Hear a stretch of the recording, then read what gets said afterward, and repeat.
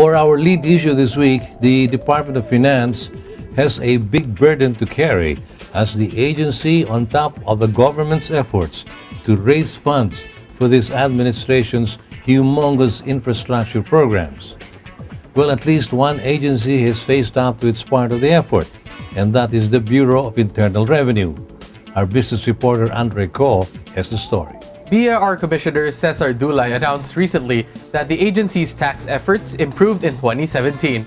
Relating this as a percentage of gross domestic product or GNP, tax collection rose to 11.26% from 2016. From 2011 to 2016, our tax collection average was 10.5% to 10.9%.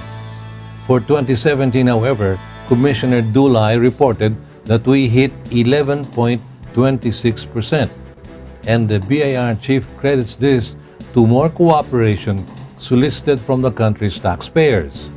BIR collections last year hit 1.76 trillion pesos. Our Bizwatch correspondent has more of the story. From 2016 to 2017, BIR tax collections rose 12.8%. In 2016, this stood at 1.56 trillion pesos, but for 2017, tax collection was at 1.76 trillion pesos. However, the target goal last year was 1.78 trillion pesos, and the agency missed it by 0.22 trillion pesos.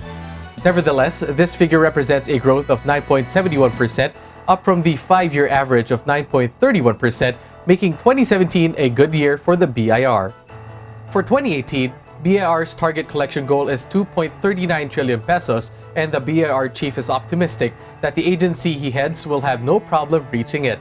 That is because of the Tax Reform for Acceleration and Inclusion Law, or TRAIN, which is being implemented starting this year.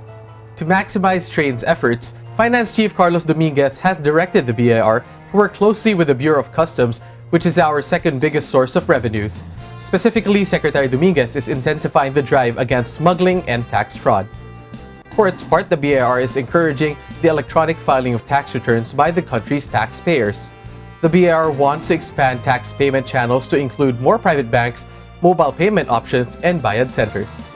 The government's intensified tax collection efforts bring to mind the 2017 tax haul from cigarette manufacturer Mighty Corporation. This company was forced to negotiate for a 30 billion peso settlement after it was determined that it owed the government 40 billion in taxes.